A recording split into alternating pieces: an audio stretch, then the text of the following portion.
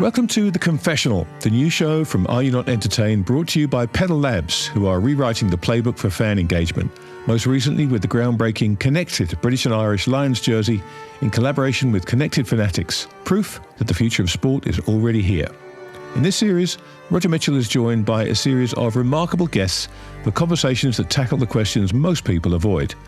Raw, revealing, and never predictable. If you want the kind of insight and honesty you simply won't find anywhere else, then join Roger for questions and answers that rarely see the light of day.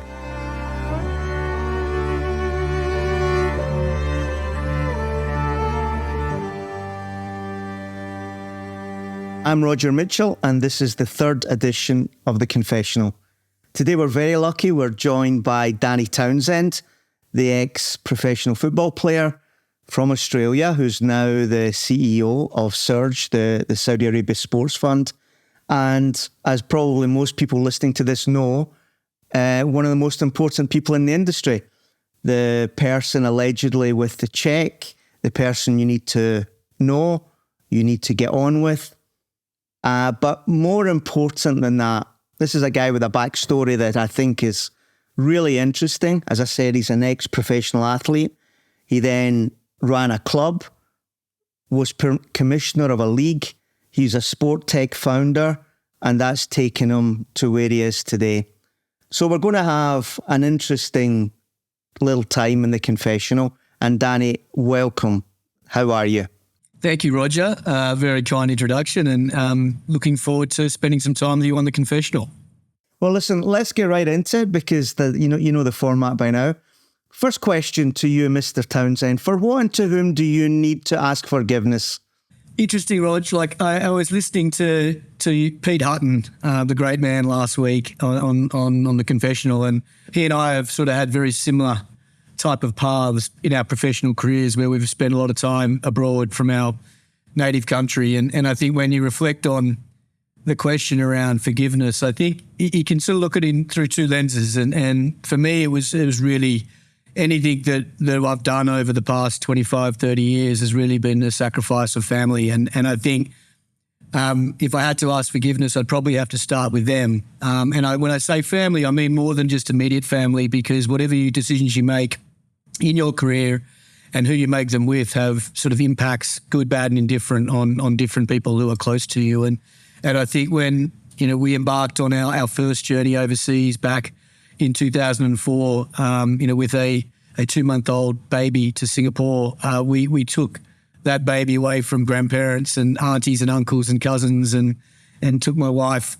out of a job and a career. And I think with that, you really underestimate the sacrifices other people make for you when you're off trying to create something special in your own career. And I think when I think about forgiveness, that's the place I start. Whether it be my wife, my daughters. My daughters have been to probably 6 schools around the world over their sort of childhood. My mother-in-law, sister-in-law, who've sort of lost a big chunk of their daughter and sister's life in my wife. My parents have missed out a lot of time with their grandkids who, although they've had great experiences in visiting us in all the various places we've lived, they've lost out on some of those, stuff that most grandparents take for granted with their grandkids that obviously couldn't happen with the life that we've led. So I would think, our family, our immediate family, my wife, my kids, my broader family, I think those are the ones that are the ones that have sacrificed the most to allow me to do what I've done, and therefore probably asking them for forgiveness is as good starting point as any. But I would say, that's not without the upside. That has allowed for us as a family to operate and meet friends and grow in different ways that we wouldn't have otherwise been able to do if we'd stayed put in Australia. So all these things are a double-edged sword, but certainly some pretty significant sacrifices have been made by our immediate broader family. I may be wrong, but I think you and your wife, your childhood sweethearts, is that correct? Yeah, we went to primary school together. So we met in whatever that is, year 3. She was standing out the front of my house every day for 10 years, begging And I sort of said, yes, why not? No, of course. She probably never spoke to me for the first 6 years, although we were together. We were obviously friends at primary school and went to separate high schools, and then reacquainted at university, which is where things sort of started from there. But we certainly, our families have known each other since we were little kids, and I think that's always stood us well. And if I'm not wrong, your daughters are now starting that university life themselves.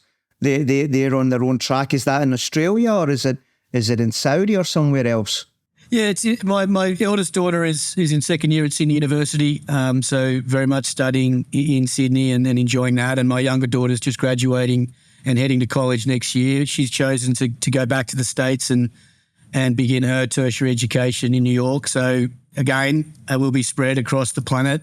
Another dysfunctional phase in our family's history, but one that I'm sure we'll enjoy and get some satisfaction out of. But I hear at least one of them, if not both of them, are quite competitive and sporty, a bit like yourself. Is that true?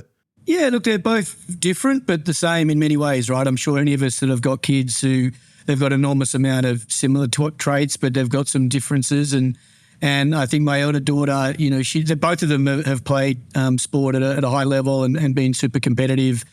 I think that's probably just comes with, my wife being an ex-athlete as well. So I think we've sort of got that in our blood. But I think my elder one is certainly probably following a little more of the creative sort of benefits that Kate has and what she developed in her fashion career. And I think my younger one is the one who's a track and field athlete who's going to university in the US as a student athlete and using that as the leverage position to get a better education. So yeah, similar but different.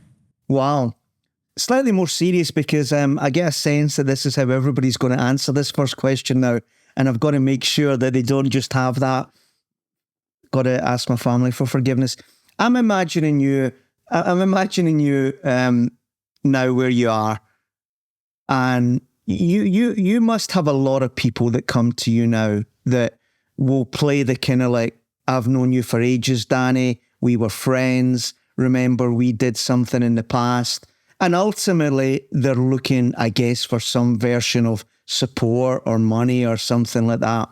How difficult is it to say to somebody that you've got a feeling for, a relationship with, a history, look, I'm sorry, it's just not right? Yeah, I think it's interesting, Rog, when you come through the ranks and you've sat on different sides of the sales table or the commercial exchange in sport. And, I spent the best part of 15 years of my life running around the world trying to sell services in a sports tech agency where you're really asking for people to give you the time of day to listen to your pitch and hope they like it. And I think, I have a long memory of people that treated me well in those times and those that didn't. And sometimes maybe in your career you get the opportunity to thank and reward those people the other way. And I certainly think about that a lot and try and do that. I think the other thing you learn from being on that side of the fence where you're pounding the pavement is the second best answer in sales is no. So being honest with people and telling them quickly that there isn't a path to there being any benefit, but if you're genuine about that and you are thinking about ways in which you can maybe help them if you can't help them directly, I think he always stood me in good stead. And, I have a chief of staff, Helena, that's been working with me for 7 or 8 years now, and she used to scratch her head and say, why do you take all these meetings? Why don't you just say no? And I always sort of said, one, you never know what's going to come out of a meeting. So you never know whether the next great idea or the next big opportunity is in that 30 minutes or 60 minutes that you put aside. You don't know whether or not that meeting will enable you to meet someone else as a consequence of that meeting down the track, provide you that opportunity. Or if anything else, if nothing else, listen to them, help them, provide some advice and set them on their path. And I think any of those outcomes make that time spent worthwhile. Of course, there are moments in time where you sit there scratching your head, go, what the hell am I doing in this meeting? But I think for most part of my career, I've had far more meetings that deliver an outcome than ones that haven't. We'll get into some of these, I think, maybe in the next little while. Second question, and I think I think I know what you're going to say here, but you may surprise me. What's the deal you wish you hadn't done? Yeah, this is a pretty easy one, actually, because it was probably the deal that taught me the most, and that was the A-League Grand Final deal. I'm sure you've probably... Bingo. Doesn't take you long, does sorry, it? before you get into can I read out what is said about this, just to set the Why tone? are you asking my permission, Rog? Because you're going to do that whether I say yes or no. So Yeah, but I could have done that after your answer. I just want to... Your answer is better when I give this. Danny Townsend announced that Sydney would host the A-League Grand Finals for 3 years for an amount of money. It's what you would do, is what the playbook is. This broke the long-standing tradition of awarding hosting rights to the highest-ranked team. Reaction from fans, players and pundits widely condemned the move. One of the club chairmen resigned from the APL board. It was revealed the clubs were not consulted. Townsend defended the decision as part of creating a festival for football. You were ahead of your time, Danny, ahead of your time. This is the funny bit. Supporters groups organised protests and walkouts. Tensions climaxed at the Melbourne Derby, where protests escalated into violence. A pitch invasion led to assaults on goalkeeper Tom Glover, referee Alex King, a cameraman and security staff. The match was abandoned. Didn't go well. I wasn't laughing at the time, Rog. Trust me, but No, I know. I know.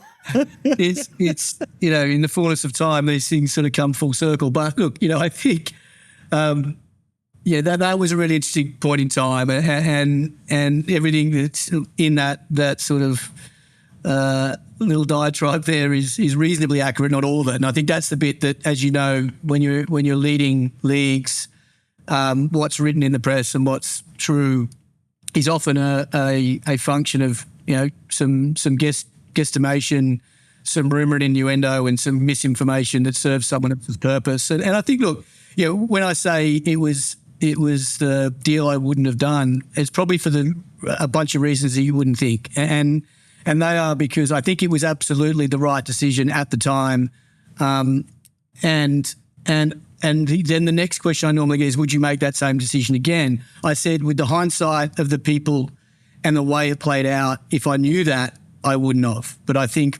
what we should have done and were planning to do, unfortunately, didn't come out the way we intended it to. And if I give you a quick little backstory on that, we were an emerging league, the A-League in Australia. We served the biggest participation base of any sport in the country, highly competitive with the AFL and the NRL and cricket and rugby and other well-established professional sports leagues. A bit like the MLS, the A-League is not the best version of football that Australian football fans can watch on television, because they can flick on the telly and watch the Premier League or the Bundesliga or something else, where the AFL is the best version of Australian rules football in Australia because it's the only version in the world, right? So we have that dynamic that we manage, and after taking the league private, there was we were hit with COVID, and there was a requirement for the board to make decisions around, do we reduce the centralised distribution to clubs, or do we go and risk the fact that we are eating into the capital that we raised via Silver Lake and go and find new revenue sources. And, as a CEO and as a leader of the company, your job is to go and solve those problems. And the board, who are mainly made up of the owners of the clubs, obviously voted to continue to keep the money flowing and set me on a path to go and find a way to generate more income. And when you sort of monetise your media rights, your sponsorship, those levers at that point in time were maximised. Then you look at what are the assets I've got that I haven't currently monetised, and the obvious one to us was the grand final, given every other code would go and take their grand final, shop it around the different states and capital cities, and someone would pay a premium for that. Up until that point, football in Australia had never, and our showpiece event had never had any interest from states to go and take that grand final. And my relationship with the New South Wales state government was such that I was able to convince them to pay us a pretty significant sum of money to commit that grand final to Sydney for the next 3 years. I went back into our board and said, look, good news. I've been able to secure this contract. But let's not kid ourselves. This will come with its fair degree of controversy.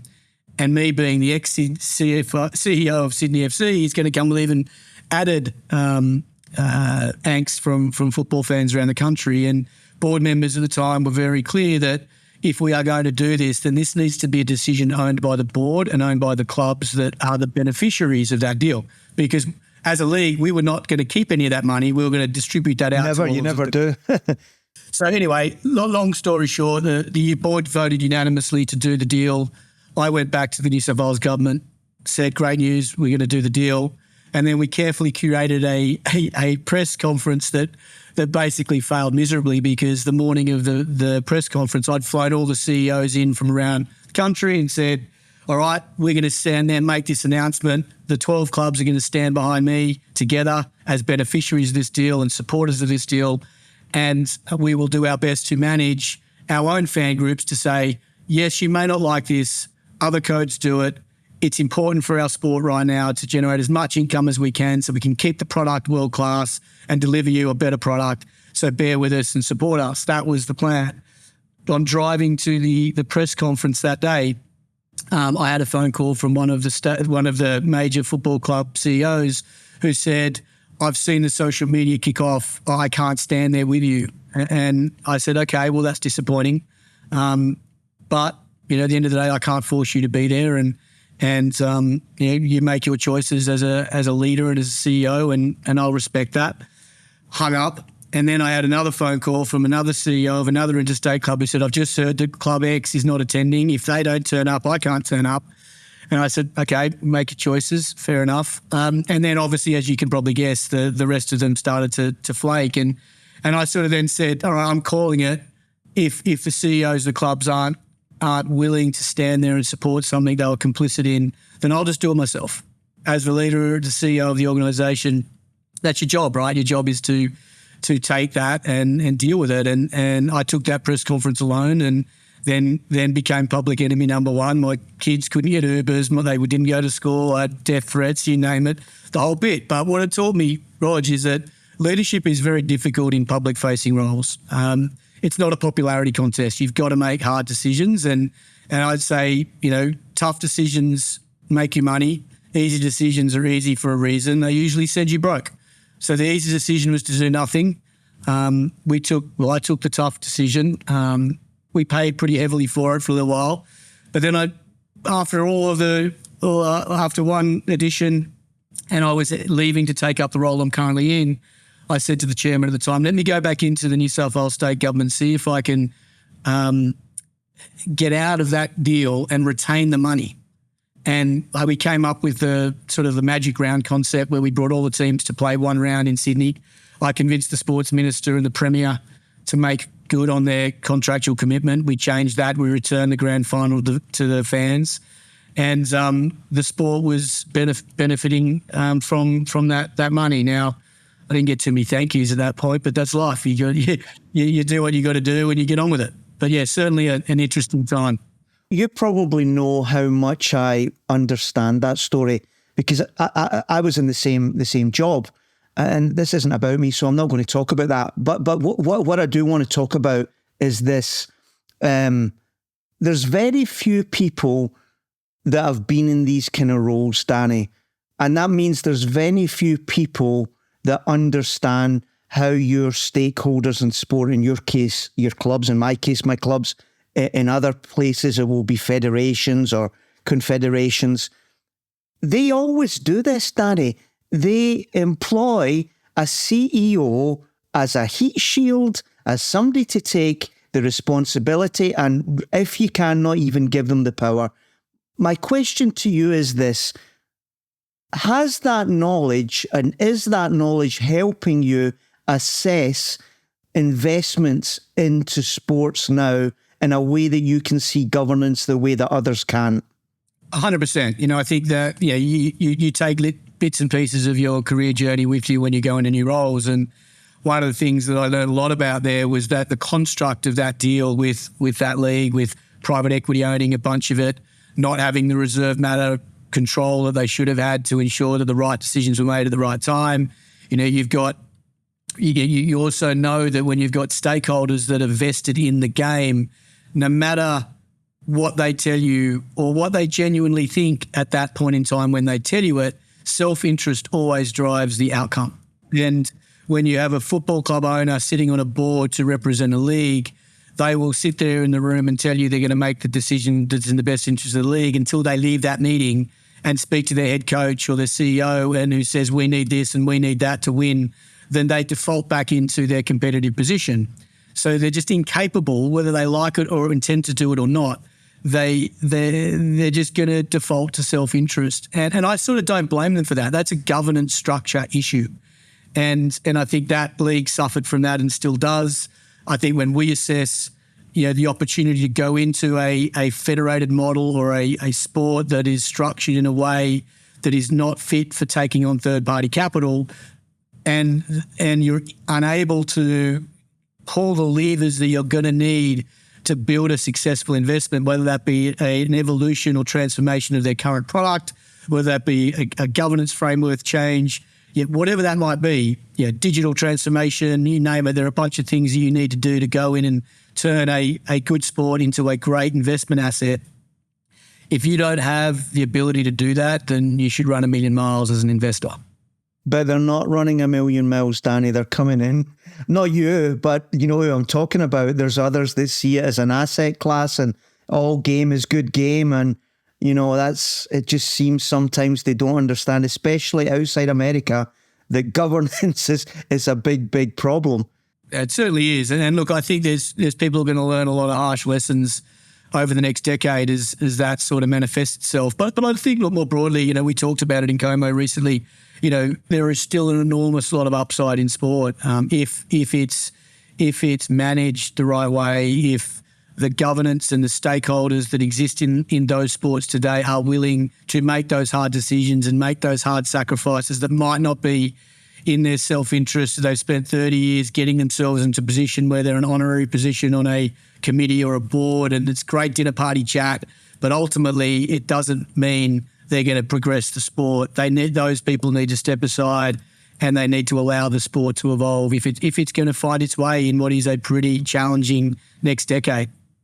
When you were telling me all of this and what I got from some of the conversations I had with people in researching this, it came across, and this is so interesting for me, it came across that you in the past have been somebody that maybe prefers to ask for forgiveness rather than permission, that you'll go for what you think is right.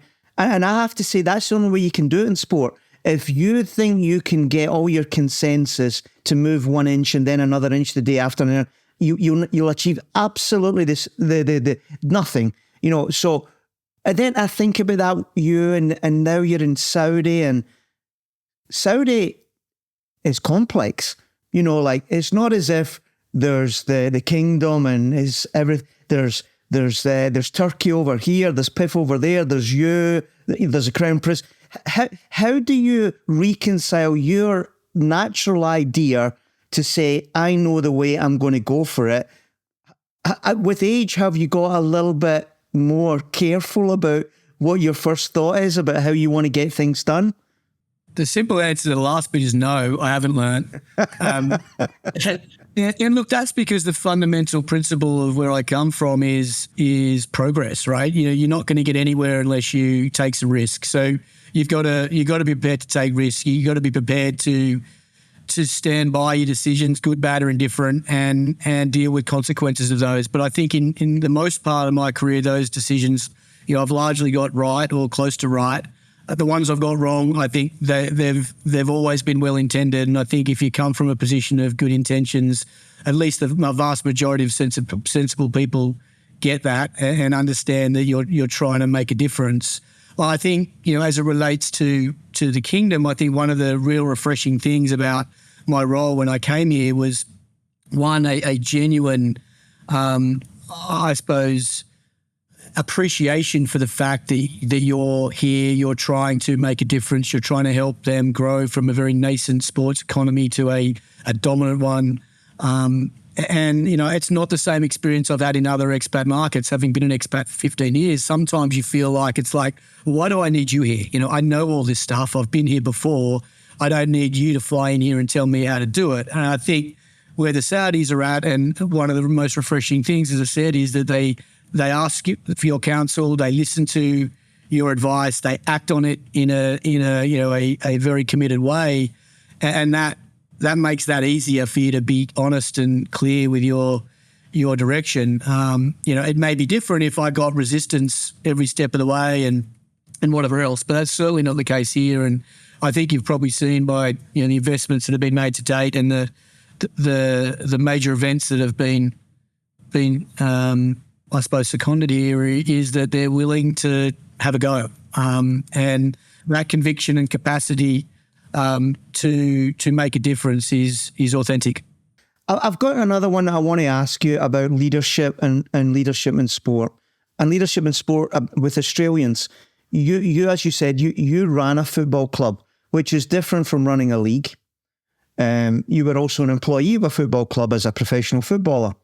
Let me ask you a question. I'm a big fan of your countryman, Big Ange. If you were running Nottingham Forest this morning, what conversation are you having with that man? Look, the one thing about Ange is that he is a winner, right? And he has a very strong mindset, which is why he's made it all the way from South Melbourne in the NSL, all the way through Japan, Scotland, winning trophies everywhere he's gone, to Tottenham and a Europa League trophy, right? That doesn't happen to everyday people. So, whether you agree with his playing style or the way he handles media or whatever, everyone's always going to have an opinion in football. But one thing you can't deny him is that he's had an enormous amount of success, and people should respect him for that. I think Nottingham Forest is an interesting one. The challenge in football these days is that you don't have the same time you may have had 5-10 years ago in roles. There's an expectation that you win immediately, and that's really hard to do when you come in and you inherit a set of players and you've got to restructure a playing style and do all those things. I personally think if I was Mr. Marinakis, the owner, the first thing I would do is sit down and support him, because you brought him in from a bigger club, arguably, and you need to trust him more than whatever it is, 6 or 7 games across multiple competitions. And again, the complexity of playing league matches as to cup matches to European matches are all different, and he's done those all in his first 7 games. So I think he'd certainly be disappointed. He certainly wouldn't be wavering from his level of confidence in that he's the right guy for the job. And I think if the owner is smart, he'll give him that time. But unfortunately, that's not always the case in football nowadays. Well, I would be the same as you for what it's worth. Let's go on to question number 3. Who's the person you wish you've never met? This is the hardest one, I think, that you've got. So all the other ones, I think I can give you pretty good answers on without sitting on the fence. And in this one, without naming a myriad of people that I could name in this category, I think, and the reason I couldn't name one is I don't think there has been one individual person that's had a universally negative impact on my life. I can certainly identify the archetype of person that I dislike and I don't want to occupy my time with. So that becomes clear, I think, to your point around age. As you get older, you learn quicker around who are the type of people, what are their behavioural characteristics that you want to spend your time with, and which are the type of people you don't. And I think, for every one of the disappointments I've had in dealing with individuals, I think you take a little bit from that and it makes you a better person or a better operator or a better parent or whatever else. So I think, as long as you think about these type of people as just part of that sort of rich tapestry of learning in life, then they're never really a universally negative impact. They may knock you back a rung or a step in the journey, but, they're really not, they shouldn't really be there occupying too much of your thoughts and holding you back from what you might need to do to dust yourself off from that disappointment. But I think when you go back to my point around the archetype of individual, I think where I've learned the most really is creating unrealistic standards around loyalty. People that know me well, I'm a very loyal person. If I'm into something, I'm all into it. I'm not, I don't do things in half measures, but that's often not reciprocated to the same level. I think I go back to my point around self-interest. I think loyalty requires you to park your self-interest, and I think that attribute is in limited supply. particularly in football. I think, but I think it's not just football, it's other things. And when the going gets tough and hard decisions need to be made, loyalty becomes more difficult to commit. Therefore, self-interest prevails, and that's where loyalty breaks down. And I think that's, in my experience over the course of my career, where I've been let down the most is where, I've trusted someone, I've supported them unequivocally, and then they've gone and let me down in some way, shape or form. And, I think probably that grand final experience more than anything, Roger, has enabled me to really get over that and go, do you know what? If that's the person they are, they're dead to me.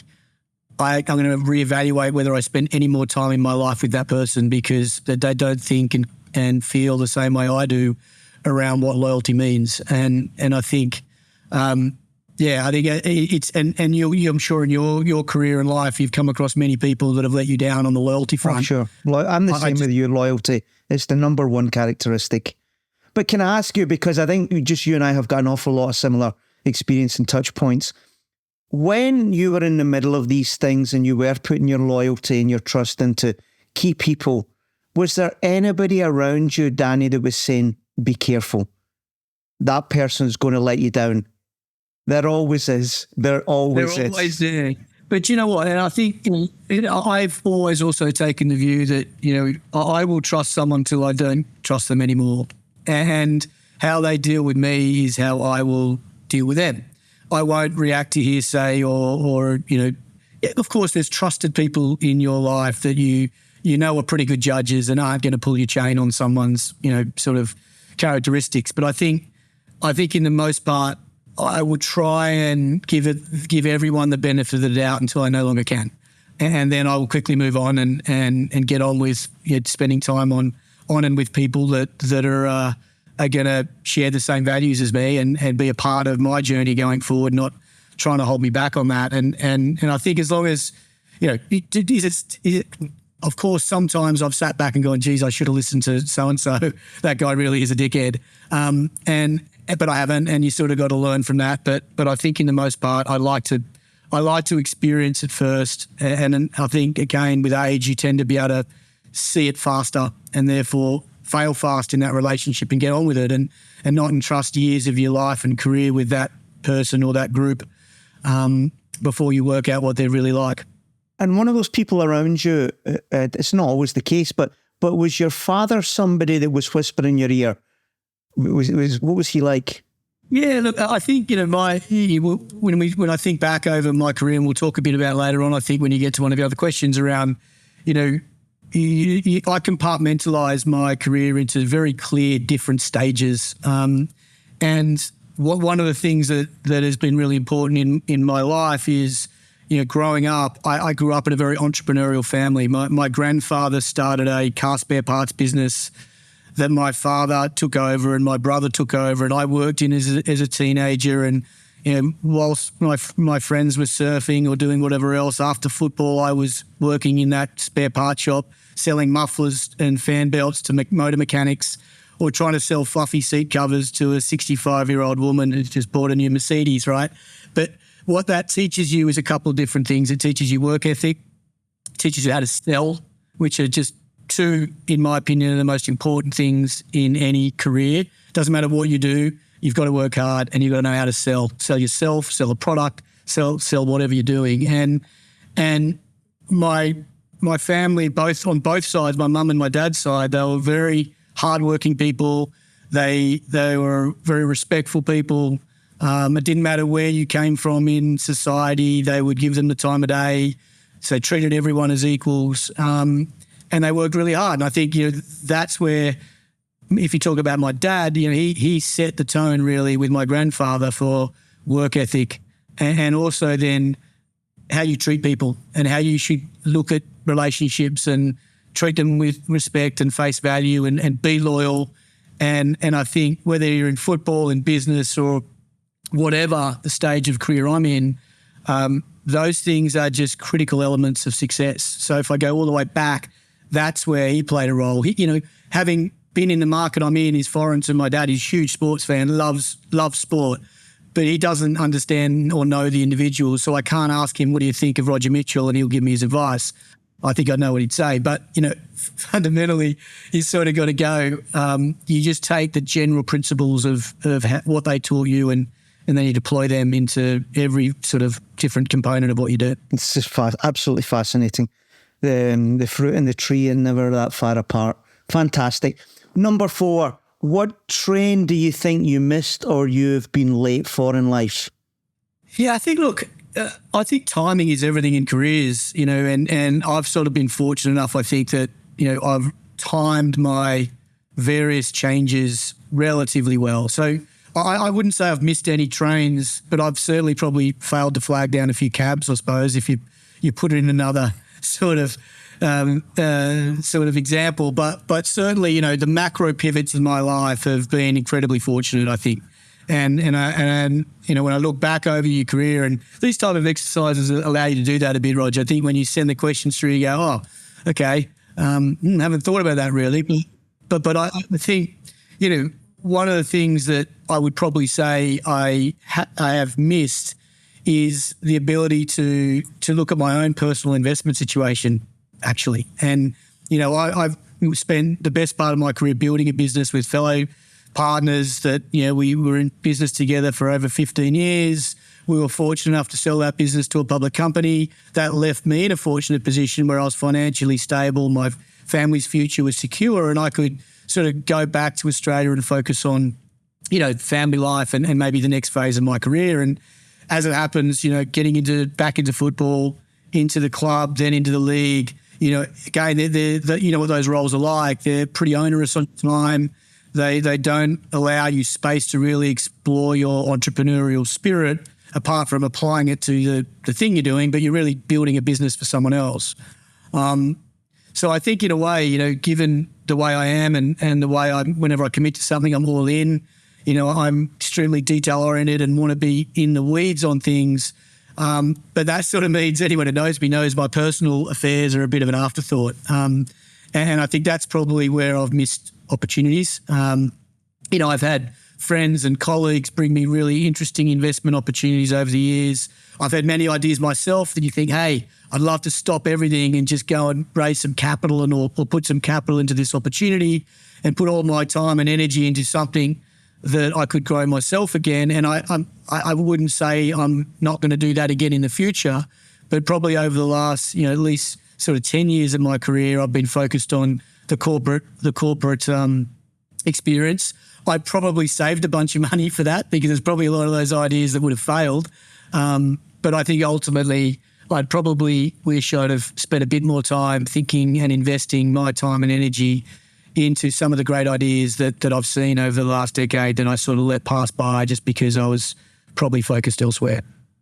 Well, that's an interesting answer. I would say that I don't think you should worry about that. I think everything that you did led up to where you are just now, and the role you've got just now, we'll come on to it in a minute, is rather important, not just for you, but for a lot of people. But I want to focus on something here that you haven't mentioned so far, which I think is a credit.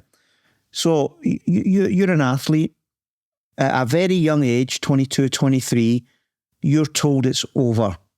You've got an injury that now, you haven't mentioned that, which is strange because normally, listen, all of us who were rubbish at sport, we all say that, oh, I got an injury, I couldn't do it. And that's our line, isn't it?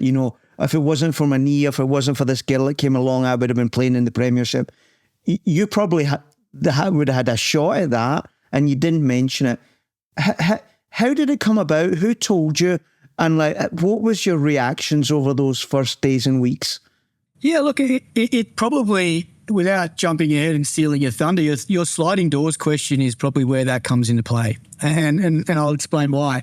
Like any kid growing up who loves sport in Australia, I would have loved to have been a professional ... insert the sport, right? Anything. Because it's obviously a privilege to be able to get paid to do something that you love. So having the opportunity to play professional football, I never took for granted, really. I think, and the reason I never really took it for granted was fortunate in that I knew that I had, a physical issue that was going to probably limit how far I went in that game. Not necessarily in terms of how far up I went in the game, but how long I stayed in it.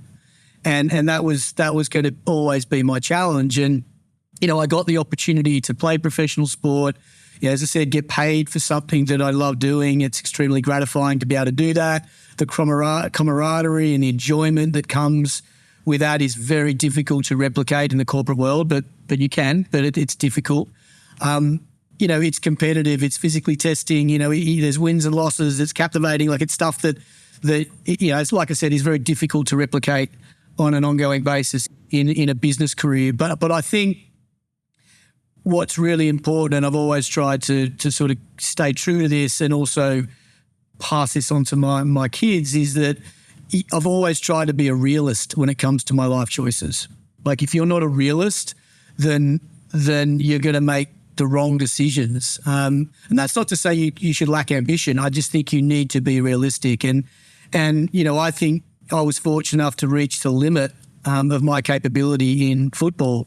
And having, as I said, had a bunch of seasons playing at a professional level, I could have continued to battle on as a footballer. I never got a tap on the shoulder to say, you have to retire. It was I had a chronic knee issue. I could have tried to overcome it. I could have kept battling away. I saw many of my teammates take that path. Some of them succeeded and beat their issue and got on to the next level and went from strength to strength. But I've seen a lot of them fail.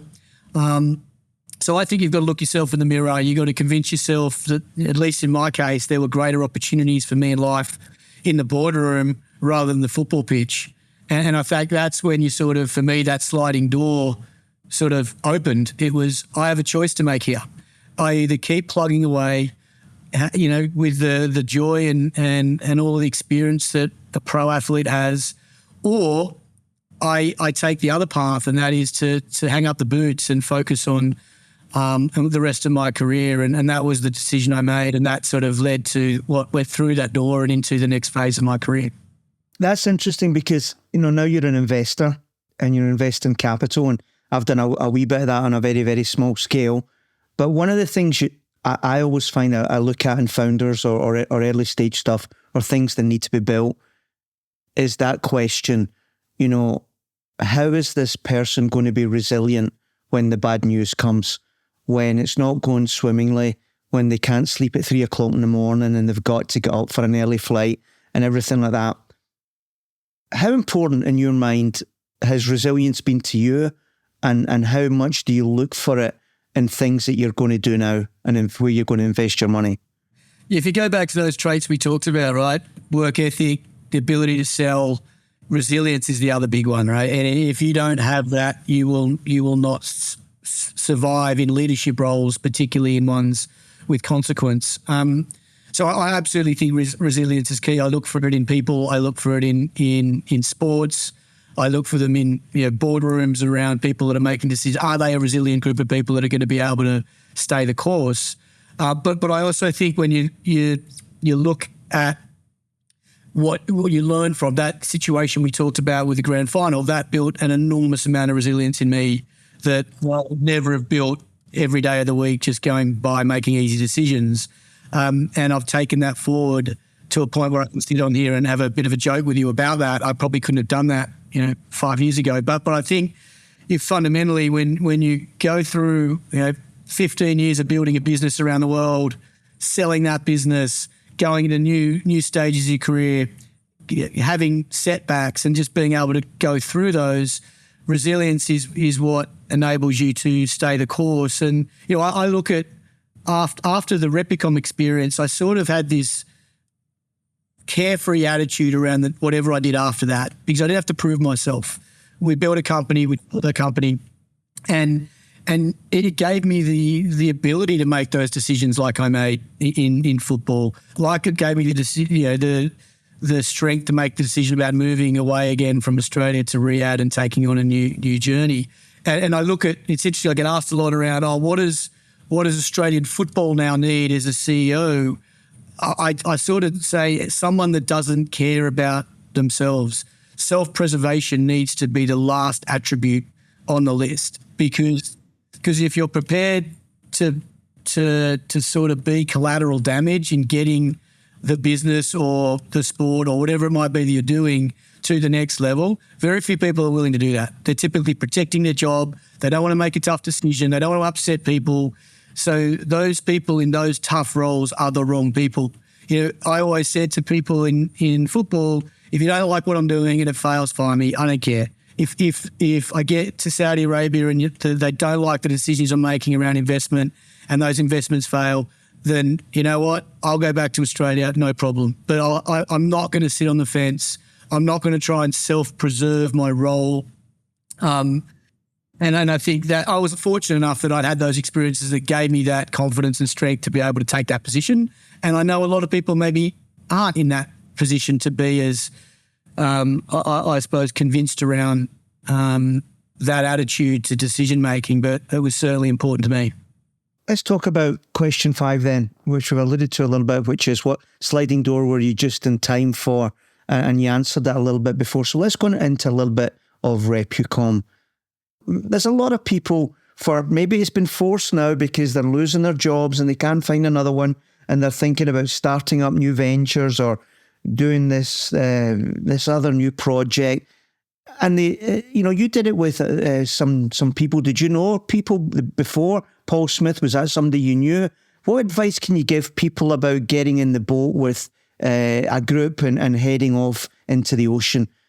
Look, Paul, I didn't really know Paul I didn't know Paul before I worked with him in my previous role to starting Repucom. So when I finished up my footballing career, I was doing an MBA whilst I was playing. So I had in my mind already made up that I wasn't going to play forever, or for at least the most part of a normal pro football career. So I'd always had an eye on the next thing, and I was working in a corporate role as my first job really as a non-athlete, and Paul was managing a couple of brands that were sponsoring that sport, and got to know Paul and saw what he was like. You know, Paul came from a background, South Coast country boy, worked as a furniture salesman and growing up, like some of the similar things that I'd done, you know, as a young guy trying to sort of make his way. But Paul was, I think, about 10 years older than me, maybe a bit more. But he came to me, we sort of got on well, and good old days of like, he represented some brands, I represented the rights owner, he was the agency. I said, don't give me a hard time, Paul. If you don't give me a hard time, I'll introduce you to these other brands and make your business better. And we had this mutual understanding that served us well. And after a couple of years, Paul sort of called me up and he said, you know, I've got this new sports business opportunity. I think it can work. No one's doing it. And I want you to come across and launch it for me. And look, I was like, you know what? You know, I was 25 years of age. I went home to Kate and I said, look, what do you think? You know, Paul's offered us this opportunity to launch this company for him. Should we do it? And she's like, well, if you're going to stuff something up, I'd rather you stuff it up now when we're 25 than stuff it up when we're 35.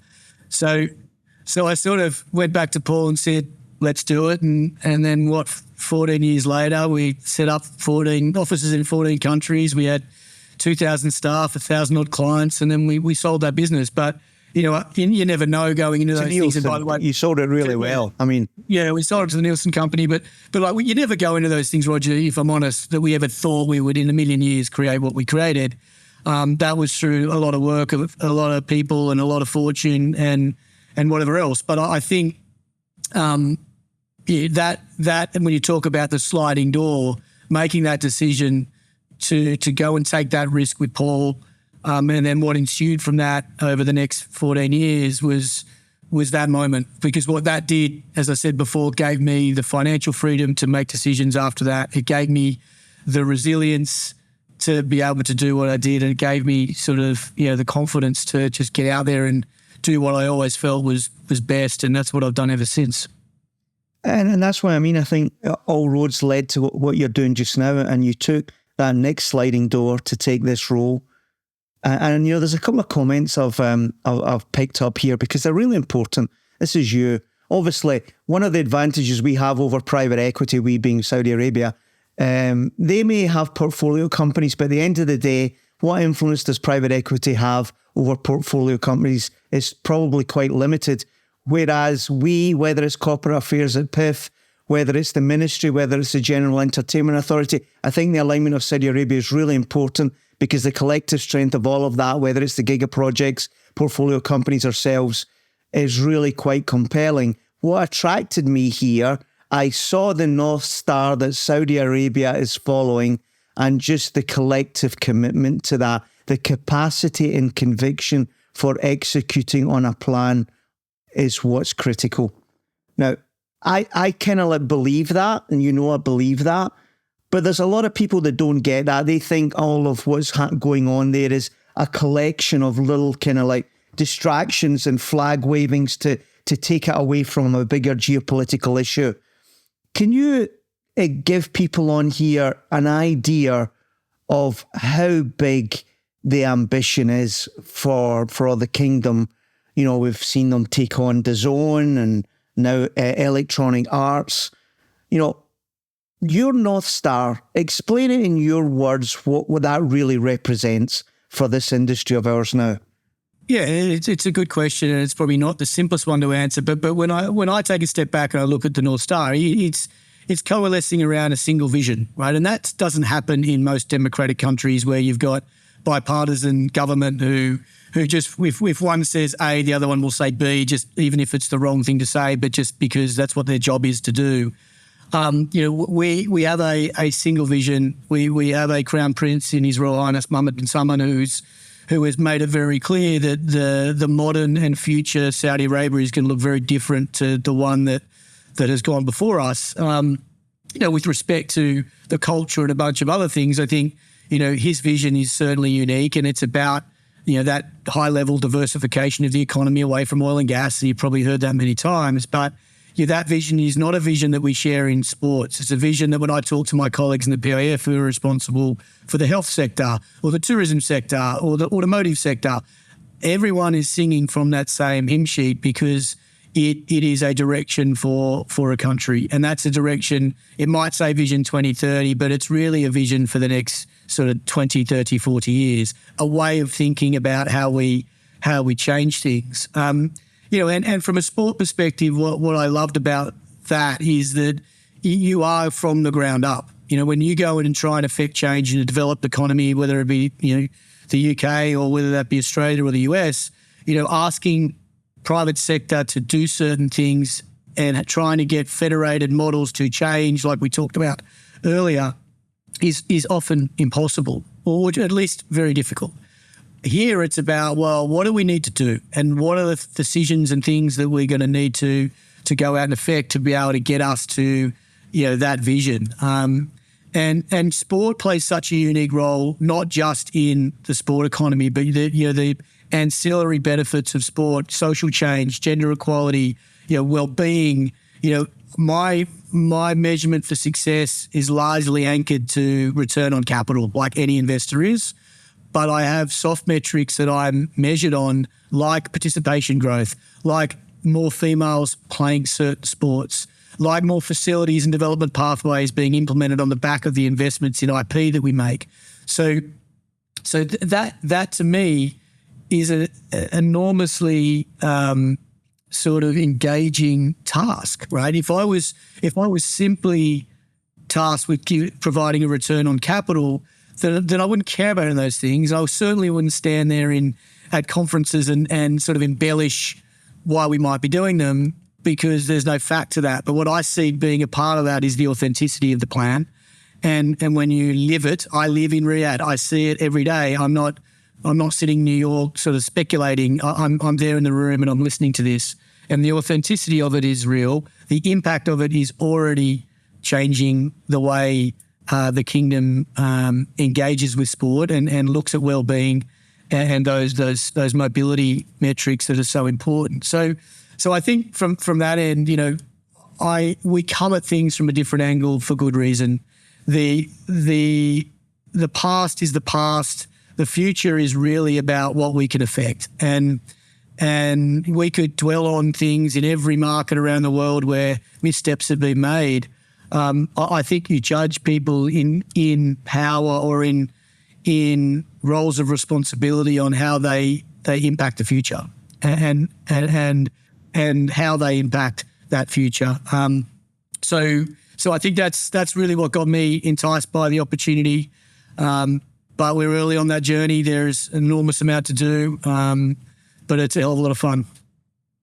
There's just some phrases and some facts that I think people miss. I think there's a general thought, or at least there is for me, the idea, people always say, to get things done, you need a dictator. Like in Italy, they always say things worked better under Mussolini because there was nobody chirping them from the sides. When you realise how poor sports democracy and constitutions are, you kind of think, well, maybe that is a good idea to just, as you were describing, have one person. But that's philosophy. What the things that strike me, 70% of the population there is less than 35. And you see that when you get guys like Ferres or Adwa come to Como. These are young folks. These are young folks. And then, the commentary on the electronic arts deal is the front door to fandom for younger fans. And you link that with the Esports World Cup and the Olympic Games of Esports in 2027. And then, the DAZN deal. So I've got a good eye for these kind of little quotes. It's about owning the infrastructure for how sport is consumed, experienced, and monetized. So you've got the front door with EA. You've got the distribution pipes. You start to wonder where it's all going to end, because you've already got boxing, that's already yours. You've got golf, and all the other ones. You're only limited by what you want to do there, Danny. The one thing I ask you, this is my question, sorry the ramble, this is my question. Do you sometimes get frustrated that people try and come to you? One time will be through Perform, one time will be through you, one time will be through MBS, one time will be through Turkey, and you're always playing catch up with people that are trying to get the money and like, oh God, he's coming 3 different ways, what do we do here? Oh, look, yes, it can be frustrating, but I don't blame those people, right? I'd do the same if I were them. Like, what they're trying to do is get an outcome for whatever they're trying to achieve. And, go back to that resilient point. If one door slams in your face, go and find the next one if it's ajar. And certainly that's the case in the kingdom because, I often get a call from someone saying, hey, I've heard the Saudis are buying this. Is that you? And it's like, well, it's not me. Well, as in me being Surj or the PIF, it could be a family office. It could be one of many other stakeholders in the industry that might want to go and do that for whatever reason they might want to do it. So there are all. I wouldn't call myself the gatekeeper for everything that Saudi's going to do in sport. Far from it. I think I've got a role to fulfil the strategy of Surj and the PIF as it relates to sport. That's heavily connected to the Ministry of Sport and what His Royal Highness Prince Abdulaziz is trying to achieve. That's aligned to what His Excellency Turki Al-Sheikh is trying to do with the General Entertainment Authority. So I think that going back to your sort of opening point on this, that connectivity is important. We all have slightly different mandates. And sometimes I get a really great opportunity that comes to me that I look at and go, actually, this would be really good for the Ministry of Sport or the Saudi Tennis Federation or whatever else. And I'll redirect them into that opportunity. I don't begrudge people, the opportunity to go and try and find, the old story, if you want an ice cream off mum and she says, no, go ask dad. That happens in Saudi and I think that will always happen. And I think that's, it's not unhealthy. I could go on all day on that, but I won't because there's a million things we could talk about where DAZN is going now. That's not for this. Question 6. What person do you owe most to in life, but you haven't told them enough yet? Again, it's a single person. I think if you're looking for that answer, I'm going to fail you again, Rog. But I think I've sort of looked at my life and my career in, I think I said to you earlier, sort of like compartmental type periods or eras where, you start with those general lessons in life that you get from your family, your mum, your dad, your grandparents, your siblings. And I talked about that earlier. I don't think I spend a lot of time thanking them for that. Because I suppose that's just the job of a parent or a grandparent to guide the way. But certainly it had a profound impact on what I've done with my life, both in my personal life and in my corporate life. I could go and look at my football career and go single out someone like David Mitchell, who was, I know you probably might remember him from the old Rangers days. Don't like I'm him. sure you would Rangers like guy. Rangers guy, but he was a bit of a football pioneer. Good player. Football pioneer. He played at Chelsea, Eintracht Frankfurt, Feyenoord. some amazing clubs in an era where not too many Australians played overseas. And I personally don't think he gets enough credit for that. But David came back to Australia, and he was a player coach of Sydney when he signed me. He found me in the State League and said, this kid, I want to give him a go. And he took a risk on me and signed me at the club. And I was fortunate enough to learn a lot from him in that period of my life where I was a professional athlete, and learned a lot about life in general, being a part of that sort of the changing room mentality of what it takes to succeed.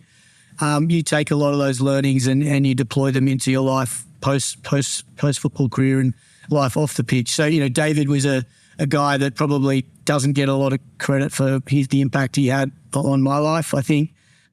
Then you could say Paul. When you think about my business career, Paul was certainly an influence on it. He was a force to be reckoned with, and those that crossed him over the years saw just how hardworking he was, how relentless he was to win, and win a business. And when I go back to that comparison around winning in sports, then winning in business, we created that siege mentality like you would in a football club dressing room around, we're a little Aussie company, we're going to go take on the world, we're going to go and take on those Brits who've been telling us how to suck eggs for decades, and the Yanks. And that was the mentality that Paul and the words he used to sort of engender this spirit amongst our leadership, but also to people to work for us. If you talk to alumni in Replicom who are now in major roles at FIFA or the Premier League or Formula One or whatever else, which is something we're immensely proud of. Those people will have 100 stories for you on those days, and the fun we had, the stupidity we got up to, the great work we did.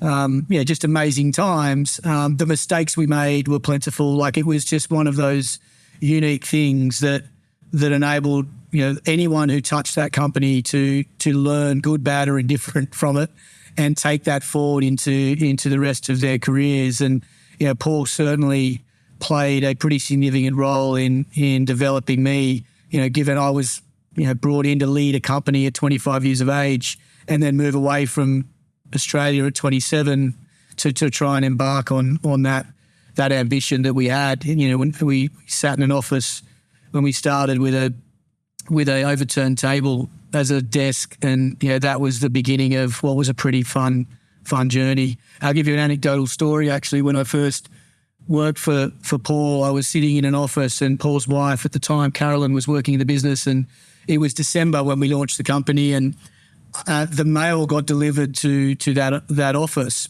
and the first bit of mail that came to the business was a letter to me. And it was brought upstairs to an office that Paul and I shared, and he was staring at the letter. And I'm like going, I'd open my name on the front of it, right? And I'm looking at him going, what, are you just going to wait and watch me open that letter? Like, it's a personal letter. I'll open it. And I sort of hesitated and looked at him, and he could tell I was sort of going, mate, what are you doing? And I started to open the letter, and I pulled it out, and it was an invitation to a Christmas party from another industry friend.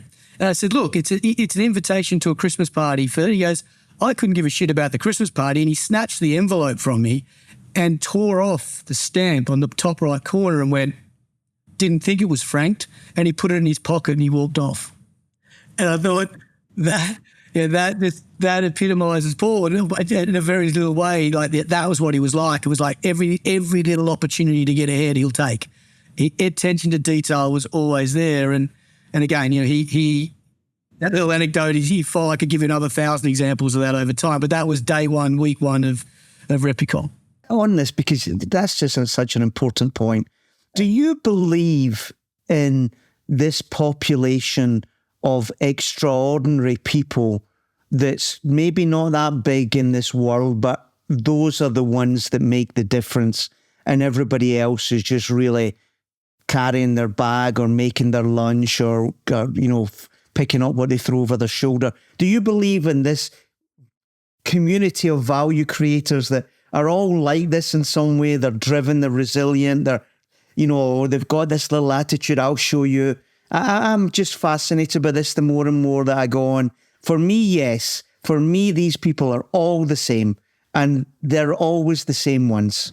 The answer, I agree with you, Roger. I agree. There is just something about someone that has those attributes that is compelling, that you want to go and work for, you want to get into the trenches with, and you can lead them to the promised land. That's just what those type of people do. They're typically creative. They're certainly hardworking, and I think, look, there are a few very, very special people that no matter what they do, they will be successful in.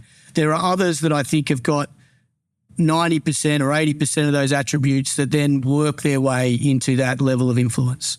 And that's where I go back to that hard work bit. You could be amazing at whatever you do, but if you're not willing to turn up every day and put in a shift, then the opportunity may well pass you by. And I'm sure we've all been involved with very, very talented people, whether that be in music or in sport or in business, that you just think, wow, you're wasting your talent. And I think that's probably one of the biggest things that I hate in life, is watching people waste talent through lack of hard work and commitment. And I think, there are these special people, and I think they do exist, and I think they certainly have proven over the course of history that they will always prevail. But I think there's this sort of very close second of people that do have an enormous amount of talent that for whatever reason have never enabled that talent to drive them to where it could have taken them if they had some of those other attributes we talked about along the way. But yeah, I think we're aligned on that. Well, to one of these special people, Mr. Danny Townsend, thank you very much for coming on The Confessional. I don't underestimate the time that you've taken, and I don't underestimate the support you've given to Como as an event. And I wish you all the best. May your God go with you. Thank you, Rog.